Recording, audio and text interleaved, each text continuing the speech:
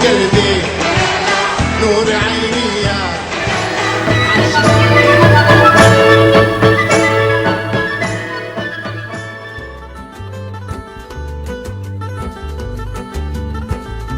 Bonjour et bienvenue dans cette nouvelle chronique qui s'intitule Méditerranée avec un S, parce que nous voulons y évoquer une Méditerranée multiple, certes dans ses peuples, dans ses rivages, dans ses nations, mais également dans ses cultures, dans ses découvertes et tout le reste. Dans ce numéro, on va découvrir le projet un peu fou d'un architecte qui voudrait construire une île en Méditerranée, mais tout près de chez nous, au large de Toulon. On verra ça ensemble. Puis, on va, avec Marcel Barbero, évoquer les rivages de la Méditerranée qui, selon cet éminent chercheur, ne se limiterait pas à nos plages, mais irait jusqu'aux confins du désert saharien. Bizarre. Mais tout d'abord, nous allons vous proposer une chronique qui sera régulière également, qui est animée par l'amiral Jean-François Coustillière et qui s'intitule Géopolitique. Dans cette première chronique, vous allez évoquer, amiral, la géopolitique en Méditerranée. Qu'est-ce qu'on peut dire aujourd'hui de la situation globale? Il y a un problème majeur, c'est le rapport de la crise du Proche-Orient entre Israël et la Palestine. Bien évidemment, ça n'a pas changé, c'est fondamental pour la relation méditerranéenne. Le deuxième, c'est la dégradation de la situation proche et Moyen-Orient suite à l'occupation à la part des Américains de l'Irak. C'est l'émergence finalement d'un certain nombre de mouvements terroristes. Les menaces, c'est bien évidemment le terrorisme avec à la clé les projets de Daesh et les projets de Al-Qaïda. Maintenant, pour ce qui est des risques, ils sont beaucoup plus vastes. Ils relèvent l'accentuation de la plupart des trafics hommes. Oui, la géopolitique en Méditerranée peut être approchée selon trois axes qui me paraissent importants. La première, c'est l'analyse de la situation globale, et notamment sécuritaire. La deuxième, c'est les risques et les menaces. Et enfin, les acteurs. Armes, stupéfiants, etc.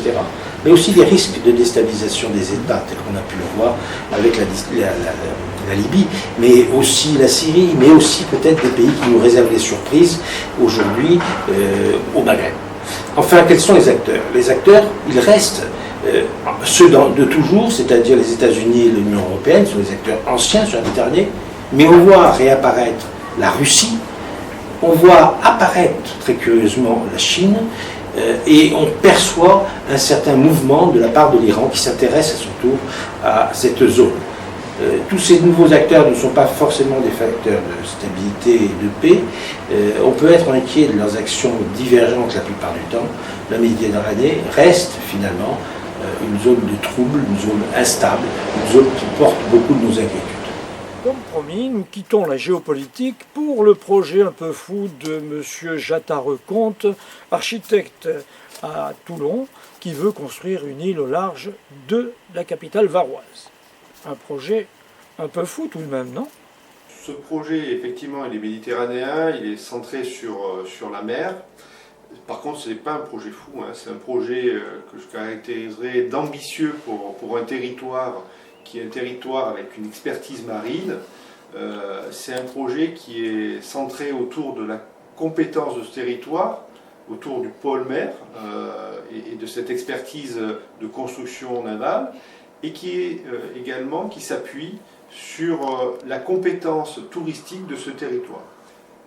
L'idée, c'est de synthétiser toutes ces compétences que je viens de vous décrire, et à travers un projet d'île artificielle qui se construirait sur la partie est de la Grande Jetée et qui accueillerait un tourisme annuel en créant une nouvelle destination autour de parcs d'attractions sur le thème de la mer, sur le thème des aquariums, de la science liée à la conquête marine, sous-marine, et également je dirais, à tout ce qui touche autour du domaine de l'eau. On va dire regrouper au sein d'une île artificielle un dire français sur l'écologie, sur ce que veut dire aujourd'hui construire sur la mer, et non plus construire avec des îles remblayées, mais construire avec des systèmes hybrides, à la fois fondés sur le substrat sous-marin, mais également portés par des barges qui permettront de pouvoir avoir des vues sous-marines, des restaurants sous-marins, des chambres d'hôtels sous-marins. Essayer de trouver cette innovation dans un projet qui remettra la France et ce territoire au cœur d'une innovation. La ville de Toulon, la ville de la Seine, la ville de Saint-Mandrier, le territoire de façon générale, en retirera toute l'expertise, toute la compétence, tout le développement pour son territoire, pour ses habitants, et puis, je dirais, pour les générations à venir. Combien d'hectares et quel coût? Alors, la surface de l'île, on fera autour d'une trentaine d'hectares, et le coût que nous imaginons à l'heure actuelle, c'est environ 3 milliards d'euros. 3 milliards d'euros, ça peut paraître colossal, mais pour construire un tel équipement, on peut remettre ça dans son contexte. Aujourd'hui, un grand bateau de croisière, c'est 1,2 milliard d'euros. Donc on peut imaginer quelque chose de tout à fait similaire qui s'amortit aujourd'hui, alors sur une période de 50 ans, avec des systèmes de financement qui peuvent être mixtes entre des aides européennes par exemple, avec de la même façon un portage totalement privé. Voilà. On parle pour des choses similaires d'environ 6 000 emplois directs, équivalent temps plein, sans parler des emplois induits qui rejailliront sur le territoire. Donc effectivement un fort moteur pour l'emploi sur ces territoires-là, des emplois non délocalisables évidemment. Combien de temps durera le chantier?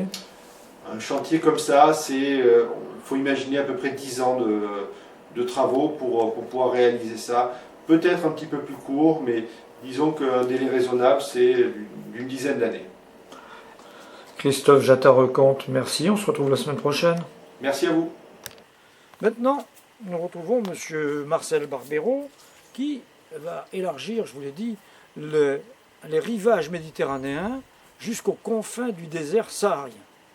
Alors, avant tout, il faut que nous refassions connaissance avec Marcel Barbero, qui est un éminent chercheur.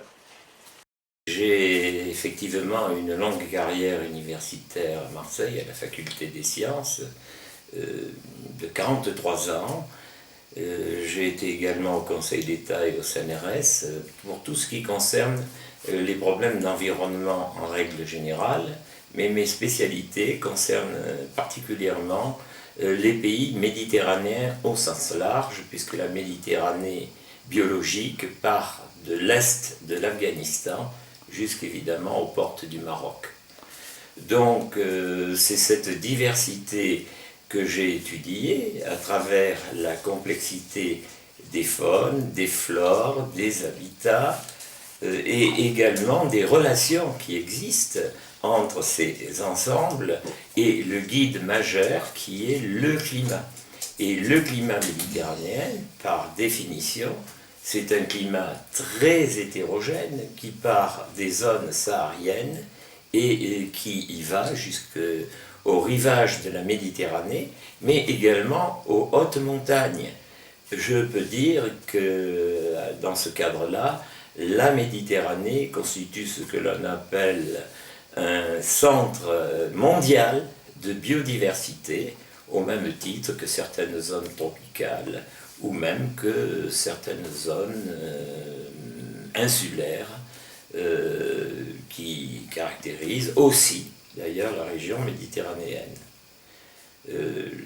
Cette Méditerranée, elle est aussi une zone d'interface avec un peuplement humain qui est décalé entre le nord et le sud. C'est un exemple justement que l'on va retrouver sur l'ensemble du monde, avec une démographie galopante au sud, une démographie vieillissante au nord, avec évidemment tout ce que cela va comporter au niveau des échanges, au niveau des pressions humaines, mais également au niveau des espèces, parce que les espèces végétales et animales suivent les parcours de l'homme à travers, évidemment, les milieux continentaux, les milieux marins, mais aussi les milieux d'altitude.